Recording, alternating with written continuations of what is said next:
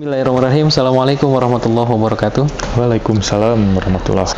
Alhamdulillah ya, nggak kerasa ya udah puasa lagi. Perasaan baru kemarin loh, Lebaran tuh. Itu karena kita terlalu betah di dunia kayaknya. Dia terlalu duniawi mungkin ya. Aduh, subhanallah. Atau mungkin ya memang kita terlalu sibuk dengan kesibukan kita ya. Dimana sekarang memang nggak kayak dulu. Memang sekarang generasi-generasi kita nih. Kalau dilihat di sosial media mungkin ya, puasa sekarang nggak kayak dulu-dulu nih. Ya. Nah gitu ya. Mungkin memang faktor kesibukan yang pertama ya. Yang kedua mungkin faktor usia mungkin ya, mempengaruhi ya. Betul. Karena dulu memang kita lebih banyak bermain mungkin ya. Lebih kan misalnya pas orang lain sholat tarawih nih, kita sebelumnya kan pasti ada main dulu atau apa seru-seruan gitu ya. Pasti. Jadi mungkin itu yang sekarang mungkin agak sedikit beda untuk umur-umuran kita mungkin ya, Kak Akbar ya. Betul. Jadi memang ya jangan menjadi satu alasan tidak semangat puasa lah gitu. Menyambut Ramadan gitu ya. Karena ya memang bertambahnya usia pun akan semakin beda kita menanggapi puasa ini. Kalau dulu kan waktu kita masih kecil, kita menanggapi puasa dengan happy kan, karena banyak teman gitu kan. Kemudian tidak terasa puasa itu karena memang kita sering main. Ya nggak sih? Kadang kan kalau misalkan sekarang kita udah berumur, habis subuh tuh pengennya leyeh-leyeh dulu, ya nggak sih? Leyeh-leyeh dulu. Kalau dulu ini Kang, saya cerita juga ya. Kalau saya dulu setiap bulan puasa ini selalu main petasan nih. Ini jangan ditiru nih. Jadi waktu sudah sahur ke masjid, pulangnya main petasan. Terus sebelum sholat tarawih juga, karena memang dulu masih ada banyak teman main gitu ya di rumah, selalu main petasan sampai dimarahin gitu kan. Tapi memang itu kan ya masa lalu lah ya. Iya, bagian dari episode kehidupan betul. Yang memang pada zamannya di saat kita masih kecil seru-seruan aja gitu kita melakukan itu, bukan dengan maksud ingin mencelakai orang gitu kan. Kita having fun lah dengan teman-teman gitu, dengan teman sebaya kita. Atau mungkin salah satu pengaruh dari teknologi juga mungkin ya. Itu salah satunya. Karena yang dulu saya kan rasakan. mungkin belum terlalu teknologi HP mungkin nggak secanggih sekarang mungkin ya. Ya betul. Memang sekarang lebih fokus main handphone, terlebih lagi anak kecil. Anak kecil kan kita kasih tontonan biasanya supaya diam. Kalau sekarang gitu ya memang ya tidak bisa kita hindari, memang teknologi itu pasti berkembang. Apalagi kemarin kan karena sempat ada COVID, jadi mungkin teknologi lebih dipercepat lagi. Pertumbuhan dari teknologi itu ya. Betul. Ya terlepas dari kontroversi tentang COVID itu sendiri, sebetulnya memang COVID itu berimbas banyak ya terhadap pesatnya perkembangan teknologi gitu. Jadi ya dengan pesatnya teknologi, negatifnya sisi individualisme kita itu memang lebih menonjol gitu. Karena kan memang serba digital, serba daring. Jadi kita begitu asing untuk bersosialisasi gitu. Beda dengan zaman kita waktu kecil gitu kan, yang namanya teknologi masih terbatas, sehingga kalau kita ingin bermain, ingin melakukan sosialisasi ya kita harus ketemu sama teman-teman, ngumpul, ngariung gitu kan, ngabuburit pun kita bareng-bareng, main apa gitu. Tapi kalau sekarang karena sudah berkembangnya teknologi dan kemudian mempengaruhi sisi mungkin ya sosiologi atau apalah gitu, sehingga ya kita cenderung lebih nyaman untuk di rumah. Ya anak-anak pun seperti itu sekarang gitu. Kalau yang memang sudah terbiasa dengan gadget, dia akan lebih cenderung untuk nyaman di rumah ketimbang dia main keluyuran di luar rumah. Betul. Nah ngomongin ini nih Kang, anak teh. Kak kan sudah punya anak. Alhamdulillah saya juga udah punya. Kita sama-sama bapak-bapak sekarang ya. Kita ini lebih ke obrolan bapak-bapak. Obrolan bapak-bapak nih kita. Nah masalah anak nih Kang. Sekarang kan memang zamannya memang ya zaman serba teknologi ya. Nah kadang-kala memang ada satu waktu memang nggak selalu pribadi saya nih ya. Si anak tuh suka rewel, lalu saya kasih gadget. Nah, di situ kan memang anak jadi diam terus ya. Iya. Nah, cuman ada minusnya juga, ada efek negatifnya dari saya ngasih itu. Ternyata yang saya rasakan, si anak jadi lebih rewel. Betul. Jadi lebih apa ya istilahnya? Keinginannya tuh, misalnya dia punya keinginan, kalau tidak apa istilahnya? Tidak diwujudkan oleh kita tidak sebagai orang tua, gitu kan? Dia malah lebih tantrum. Nah, lebih tantrum gitu. Jadi memang itu salah satu efek negatifnya ya mungkin ya. Iya, dari betul. Karena kita mungkin secara instan ngasih solusi mudah, kasih gadget gitu ya. Nah, sedangkan saat kita ambil atau kita sudah batasi waktunya, anak itu menolak gitu. Penolakannya memang biasanya menangis atau marah-marah gitu ya. Nah, kalau Kak Akbar sendiri melihat dari ya sekarang memang jadi sudah hal umum ya, si anak dikasih gadget. Nah, pandangan Kak Akbar sendiri bagaimana tuh? Apakah Kak Akbar juga melakukan seperti itu atau misalnya seperti apa gitu terhadap anak? Memang yang namanya gadget sulit dihindari ya. Betul. Karena kita sendiri pun itu sekarang memang ketergantungan dengan gadget.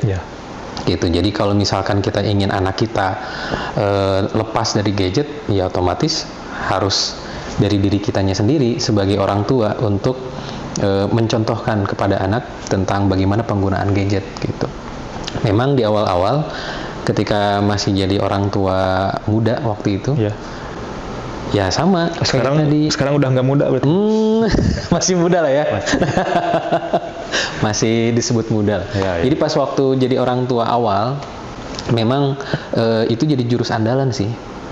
Ketika anak rewel, bahkan ketika menidurkan anak gitu ya, nidurin anak itu ya salah satu jurus andalan itu pakai HP. Mungkin gitu. Jalan pintas lah ya. Jalan pintasnya. Nah, kesini memang menjadi lebih sadarnya itu karena itu sering tantrum gitu. Kalau memang kita batasi penggunaan gadgetnya, misalkan kita sudah ada aturannya mungkin 1 jam si anak harus main gadget. Lepas dari itu kita harus ambil gadgetnya. Nah, kalau udah lepas dari masa kita menggunakan gadget, si anak tuh jadi tantrumnya tuh lebih-lebih gitu kan. Gitu, sehingga kok kayak gini ya, kenapa gitu ya. Nah, sampai-sampai ya sekarang ada kesadaran dalam diri bahwa sebetulnya ya kita sebagai orang tua yang harus semakin memaksimalkan peran kita. Betul. Jangan sampai peran pendidikan anak itu tergantikan oleh gadget. Gitu. Padahal kan sebetulnya yang menjadi penanggung jawab pendidikan anak di rumah itu adalah orang tua kan. Nah, jangan sampai kemudian peran kita itu justru diambil alih oleh gadget itu. Ya, naudzubilahnya kan di dalam gadget pun banyak tontonan-tontonan yang tidak selayaknya ditonton oleh anak-anak seusia anak kita sekarang gitu kan. Nah, itu yang kemudian menjadi PR bagi saya pribadi gitu. Gimana caranya biar si anak ini tidak terlalu dikit-dikit gadget, dikit-dikit pengen HP kayak gitu. Kalau sekarang itu lebih cenderung saya mengajak anak dialog, ngobrol, karena memang kemampuan berpikirnya sudah terbentuk gitu kan, sudah masuk fase anak-anak SD lah gitu. Itu lebih cenderung ke dialog, ngobrol kayak gitu, memperkenalkan Tuhan melalui penciptaan kayak gitu. Atau mungkin sekedar nanya di sekolah gimana gitu, ada keluhan apa di sekolah kayak gitu. Kalau Kang Tantan sendiri gimana tuh? Kalau untuk sekarang sih lebih banyak memangnya dari waktu mulai tantrumnya itu ya, baru pas saya merasakan ternyata gini nih efek negatifnya. Saya jadi lebih banyak untuk mengajak waktu bermain. Nah itu betul. Jadi saya sekarang mungkin lebih banyak ngajak anak-anak saya untuk bermain langsung gitu. Jadi bermain bukan bermain gadget tapi ya bermain secara ada interaksi lah gitu. Nah, contohnya mungkin saya sering ngajak mereka jalan-jalan gitu. Jalan-jalan mungkin ya yang bisa mengolah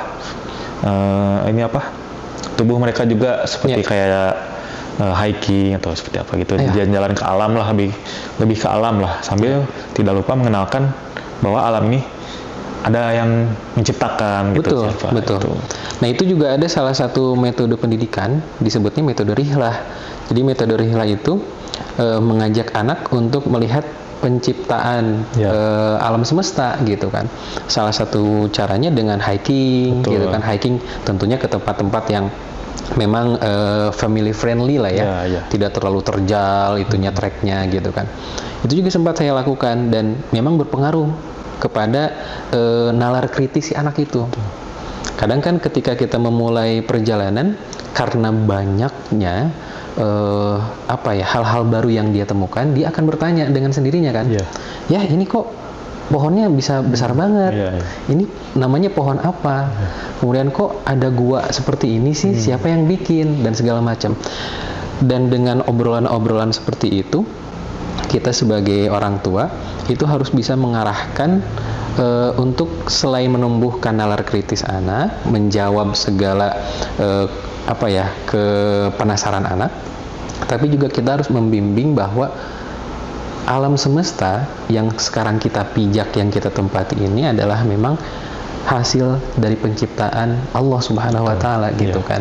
Jadi kita tetap menggiring mereka bahwa sesungguhnya kita adalah hamba dan ada yang menciptakan kita. Alam semesta ini pun adalah makhluk dan ada yang menjadi sang kholik gitu, yang menciptakan. Jadi intinya kita jangan lupa mengajarkan kepada anak kita untuk bersyukur lah gitu ya. Betul. Bersyukur memang salah satu bentuk bersyukur adalah dengan mengingat-ingat Allah. Betul. Dan jangan lupa juga ibadahnya gitu ya. Betul. Salah satunya itu. Nah itu.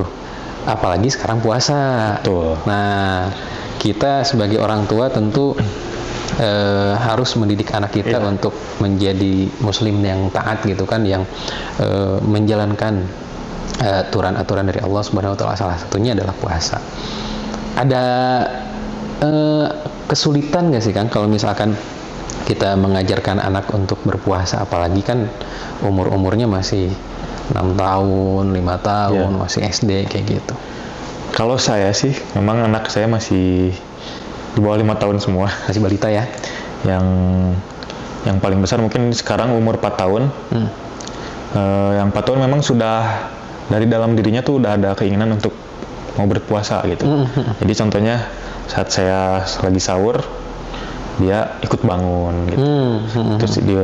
Terus ikut untuk sahur lah, meskipun cuman bangun sebentar terus tidur lagi, tapi dia udah ada niatan untuk sahur gitu.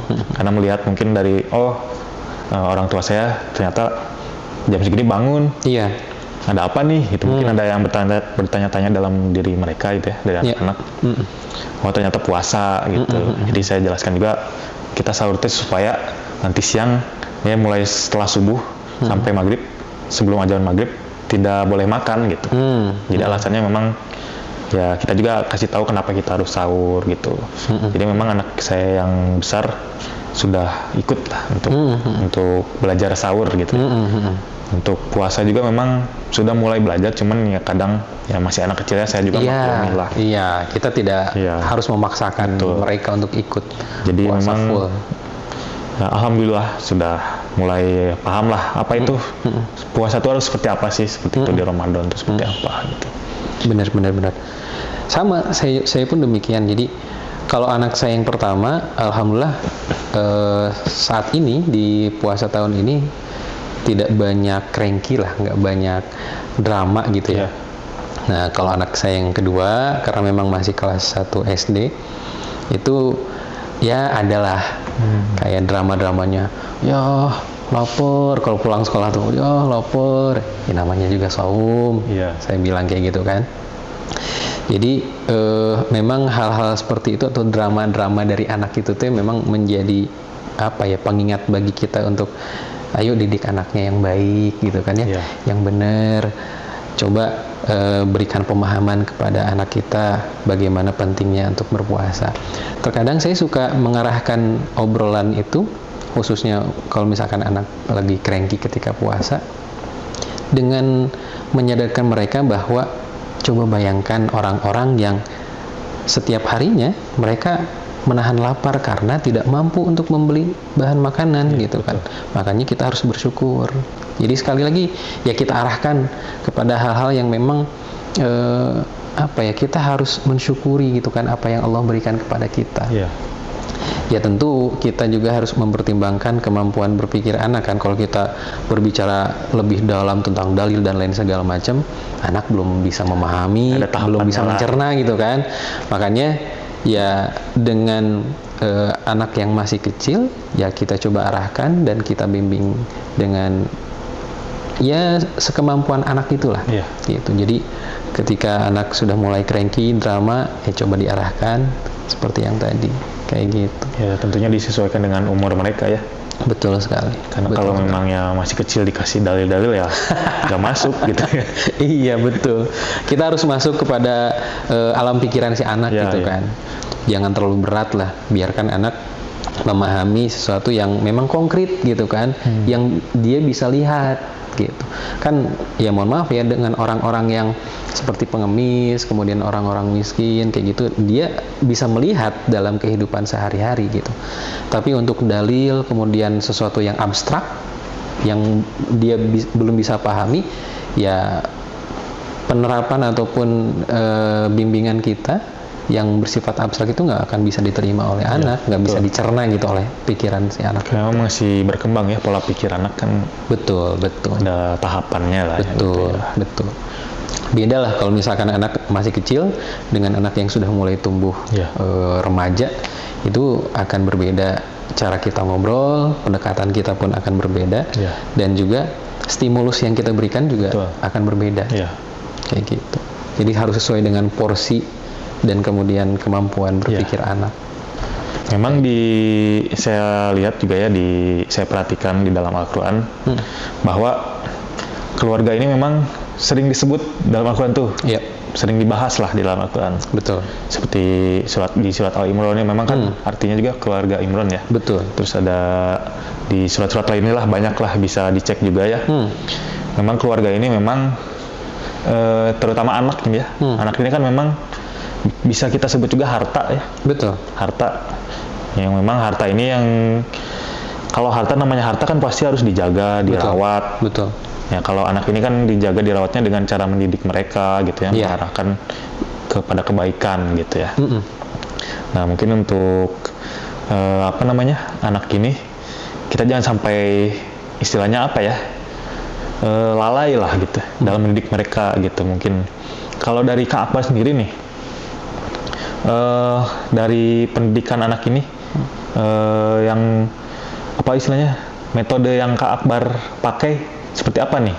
Apakah kalau saya kan memang kalau untuk mengenalkan terhadap Al-Quran dan Allah terutama ya, lebih kepada metode memberikan ini apa, buku kisah-kisah Nabi, buku kisah-kisah yang seputar Islamiyah gitu.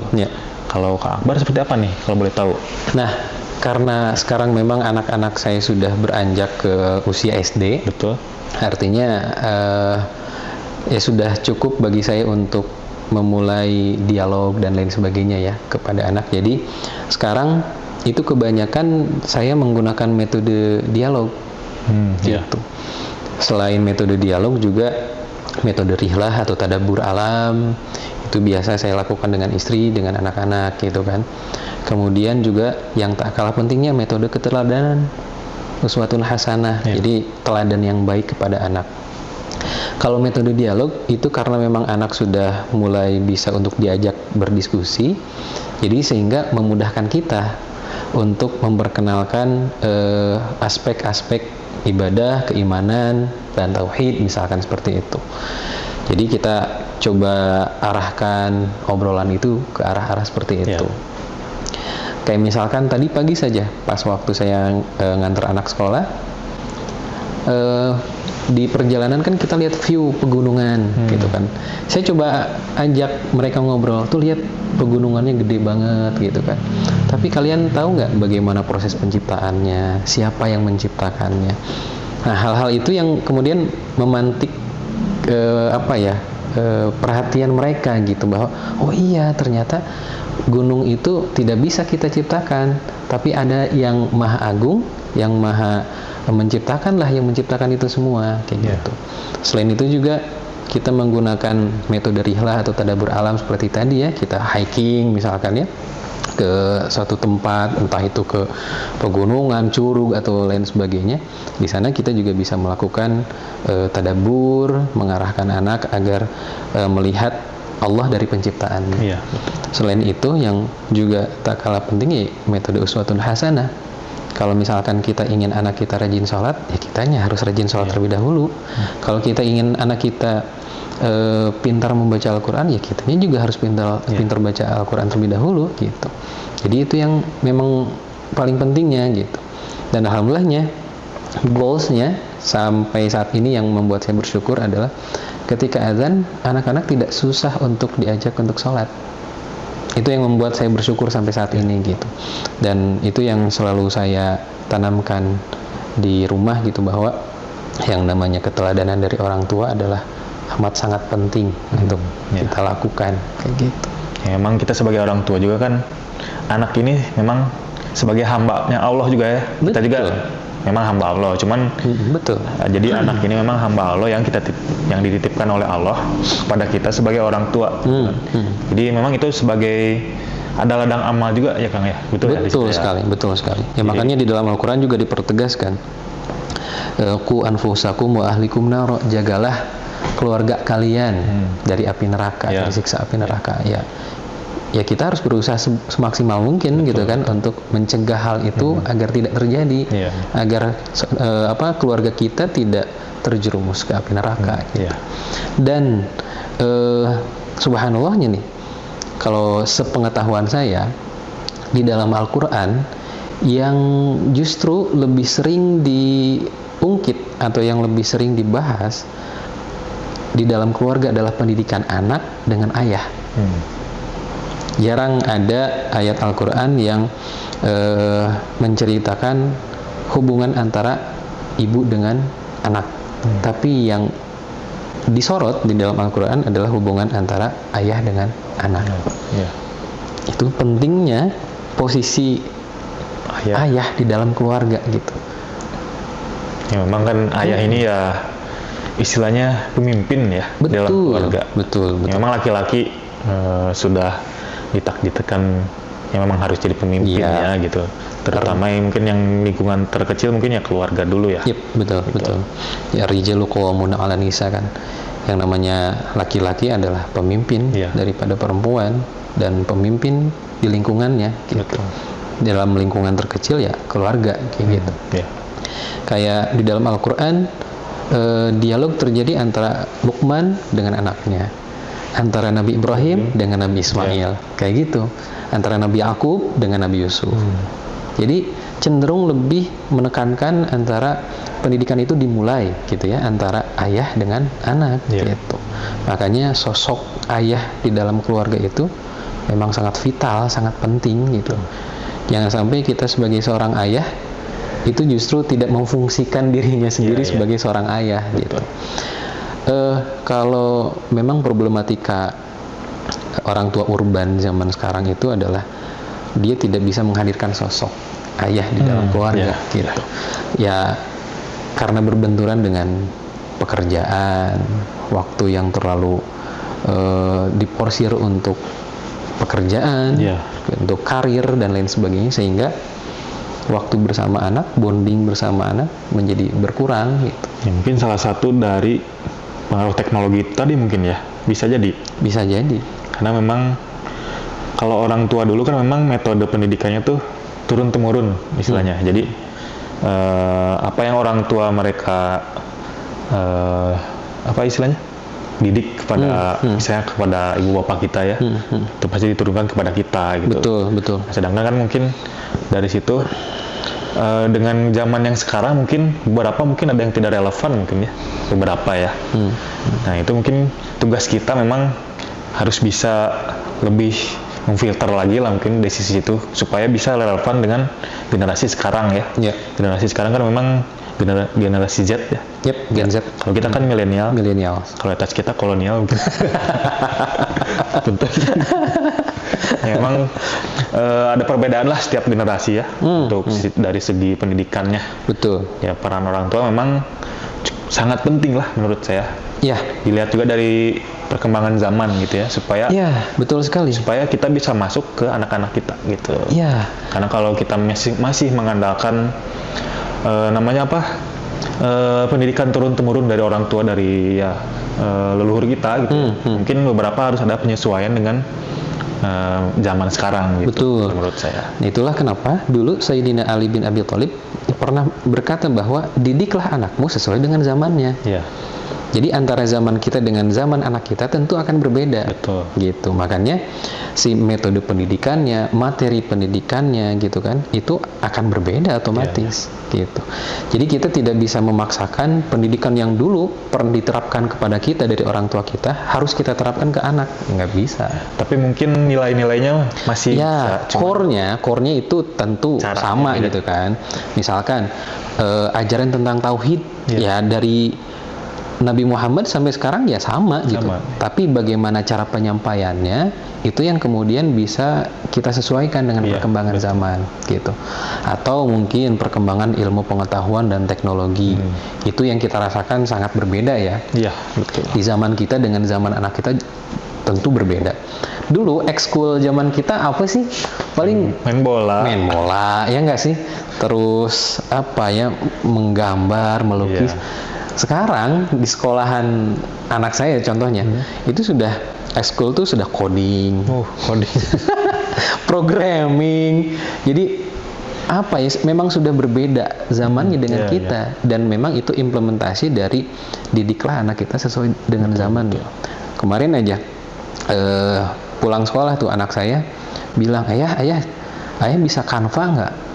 Canva, Canva. Udah tahu kan? Anak kelas 3 SD nih. Tahu, kenapa gitu teh? Aku pengen belajar Canva dong ya, soalnya kata guru Teteh untuk editing bagi pemula enaknya Canva katanya gitu. Dalam hati nih, wah gila, anak SD sekarang udah belajar Canva gitu kan? Artinya memang ya perkembangan zaman tidak bisa kita elakkan lagi, tidak bisa kita hindari lagi. Tinggal bagaimana kita mendidik anak, mengarahkan anak agar pendidikannya itu memang terarah sesuai dengan koridornya, tidak melebar daripada yang sudah ditentukan dalam agama kita, kayak gitu.